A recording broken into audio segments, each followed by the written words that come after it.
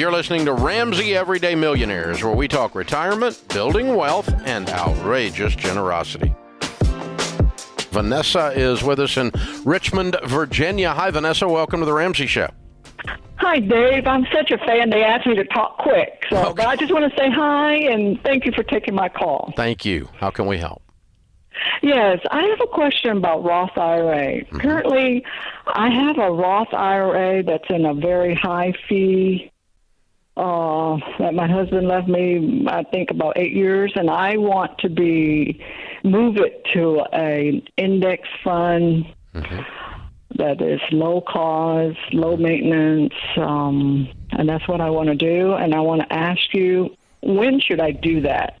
Now that the market is low, or do I wait a couple of years? Doesn't matter.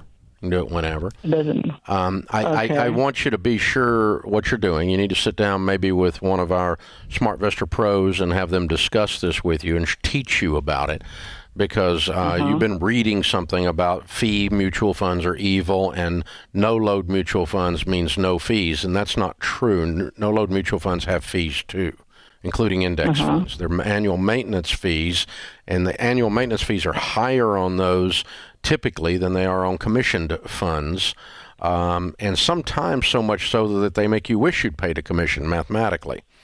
So that may not be true with yours. I don't know. I own some of each. I have some index funds and I have some mutual funds that are not index funds that have a commission charge to them. You can set the commission charges up to be what are called A shares, which is generally what I do up front. You pay your commission, or you can do managed funds, which is where the broker that helps you with this, like a SmartVestor Pro, would charge like 1% a year, and you can have any mutual fund you want inside of there then. And the fees are done away with then, other than the maintenance fees. The maintenance fees are always there on all funds. Yeah, it was over $1 million, but now it's down to $850K. Yeah, and so but I'm not going to touch it. That's not due to fees. It's not due to fees. Of course, the market. If it was $1 million in January, an index fund would be at $850 right now. Oh, okay. The market's down 15%. That every million has turned into $850 this year so far. It'll come back, but that's not due to it being a bad fund necessarily. If it was down to $600, I might be wondering what the flip's going on. But it sounds like you're paralleling the market about anyway. I mean, just look up and see what the S&P 500 is down since January 1. You can Google it. I don't know it off the top of my head, but it's right around 15 to 16%, something like that. And that would put you at 850. 15% off $1 million is 150. So, that puts you there. I would sit down and study what it is that you're trying to do and make sure you're actually doing it. Meaning, are you getting away from the fees after all that you think you are, or are you gaining stability that you think you're gaining by going to an index fund? Because some of these articles that are out there make it sound like index funds fix the whole world, and they don't fix the whole world. You're still index fund, S&P 500 fund follows the market exactly. It is the market. And so if the market's down 15%, you're going to be down 15%. And if you're in a mutual fund that outperforms the market a little bit, you might be down 14%. Which my portfolio is primarily non-index funds, and it's not down as much as the market is, and it's generally, when the market is up, it's generally up more than the market is, so it outperforms the market, meaning it beats the S&P, and I don't pay a huge bunch of extra fees that offset that for it. You know what helped me in a situation like this, because it sounds like she's trying to make this a math problem, but it sounds like she's watched $150,000 evaporate. Yeah. And when our body gets stressed, we've all heard this, fight or flight.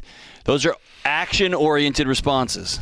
I got to go do something. I got to start swinging at something. I got to get out of here. And the real discipline here is to be still. And that's hard because our bodies are designed to go do a thing. And I got to move it from here. I got to move it to over here and here and over here. Just be still. Be still. And that's hard to do. Yeah. Sharon and I were hiking in Montana.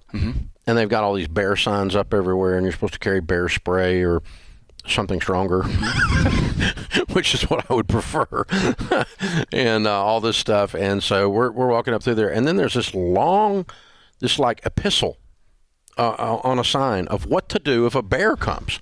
And I honestly didn't know this. I've been out in the woods all my life, but apparently stand very still. Yeah. Which is really counterintuitive if there's a big freaking bear in front of you. By the way, it is a bear market we're talking about. So standing real still, the metaphor works here pretty good. But or if you and I are hiking, the old thing. Yeah, who can outrun? I don't have to outrun the bear. I just got to outrun you. I got to outrun Dave. That's it. Yeah. That's it. Yeah, one guy sits down, starts putting on his tennis shoes. What are you doing? I don't have to outrun the bear. You can outrun that bear. You're right. I got to outrun you. That's right. But yeah, just be still. Be still. And that's so hard, man. It's so hard. Yeah, it's just how we're wired. But I think that's. But don't be still out of ignorance either. It's about out of awareness. Go ahead and sit down and learn what is the proper technique in the middle of this kind of world that we're in today. And the proper technique in general is just stay invested. Yeah. But if you're moving from one mutual fund to another mutual fund, they're both down. That's a net zero, deal. So you're going from one that sucks to down 15% to another one that's down 15%. And you like it better. That's a net zero. You're not really losing anything on that. Pulling your money out of the market while it's down, it's pretty much locking in and guaranteeing that you're going to lose your butt. That's right. You lost the 150 because it's going to jump back up maybe next year or maybe shortly after that. I don't know. Whenever Biden gets through screwing around with this stuff, or whoever it is, the dadgum Fed or whoever else is monkeying around with this deal. But as soon as it starts moving again, it takes off again, because it always does. Right. Then you're going to be standing there 150,000 poorer. Right. So you don't want to jump out and stay out. This timing the market will get you killed. Yep. But in this case, yeah, I would stick with it. So get some advice, learn about it, think about what you're doing.